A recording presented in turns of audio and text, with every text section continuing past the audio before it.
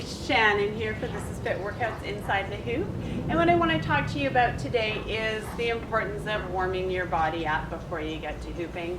Hooping is going to use a lot of your body, a lot of your joints, and so it makes a lot of sense that before you get in there and get your real hardcore hooping on, that you give your body a little bit of a warm up. I like to start by putting on a favorite song and dancing to it. No hoop, just dancing, getting my body warmed up and moving. Some people might like just to throw down some jumping jacks, go for a quick 2-minute walk around the block, something just to get the blood flowing.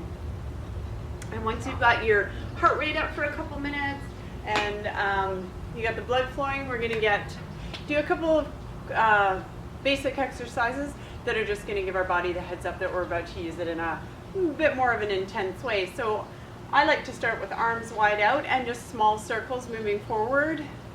You know, a count of about 10 to 15 of those forward, and then the same in the reverse direction. And then I'm going to do the same going forward, but I'm going to go in a bigger motion. I'm just going to drop my left because I'm still working on recovering from that injury. So we got some big motion going there. Again, we're going to go about 10 forward, take it in and go about 10 backwards, just so that those arms, they are involved a lot in our off body, in the weaves that we're doing, in the lifts that we're doing. We are involving that upper body, those shoulders and everything, so we want to give them a heads up. And then I like to move on to the legs and the hips, so I give them a good swing. Forward, 1, 2, 3. You know, just swinging your hip back, your leg back and forth so that those hips, that leg gets nice and warmed up and the joints are ready for the harder work we're about to put them through. Of course, you want to switch and do the other side as well. And again, you know, I like to do 10 to 20 depending. If my body's feeling stiff, I'll give it a little longer to warm up. And then I like to get the outside working, so just do a couple of the side lifts. Flip it to the other side. And then I want my torso, my abs to know that they're coming to the party too. So what I'm going to do, I'm going to grab my hoop and I'm going to hold it about arm lengths in front of me. And I'm just going to do some simple torso twists.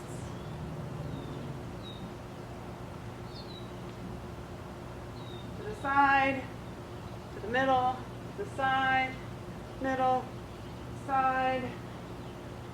Just so that that core of my body knows it's invited to this hoop fiesta. Now once I've got my body all warmed up, I have an assignment for y'all for this coming week.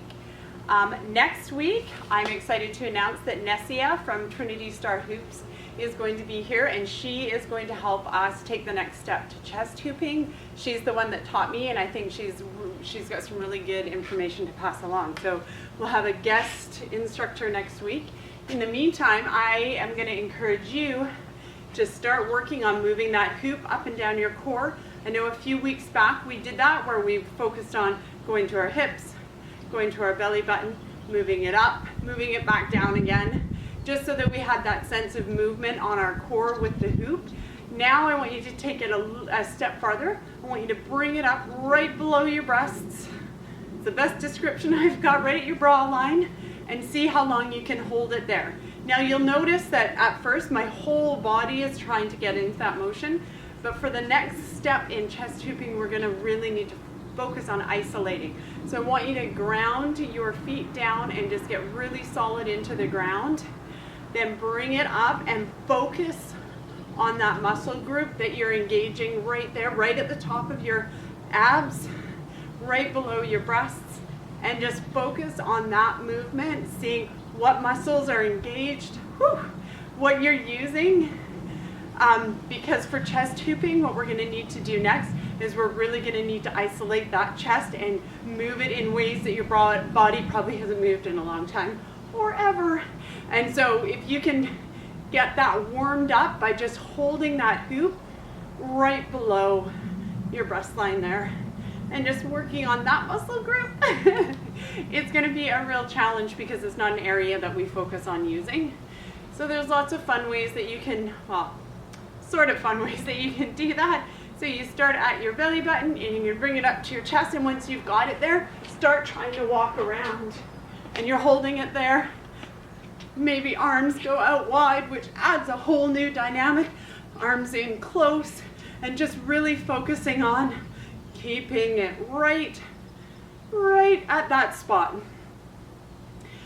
Yeah, walking around, dancing, turning, all the other moves that we did in the beginning, but I really want your focus to be on holding that hoop right there at your breast line.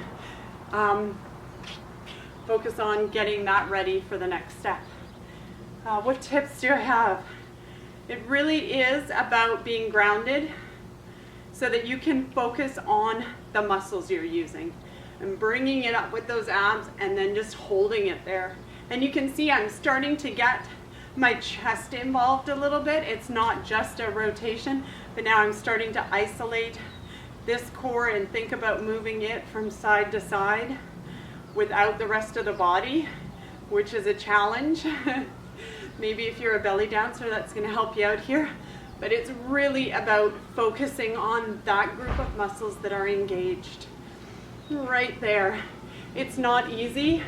If the hoop falls down, recover, and bring it back up. And you'll find the more you do that, if you do really focus it on this week, each time that you're out there hooping, you're going to find you'll be able to sustain it and hold it right there at that line longer. And you'll be set for the chest hooping, which we're going to tackle next week inside the hoop.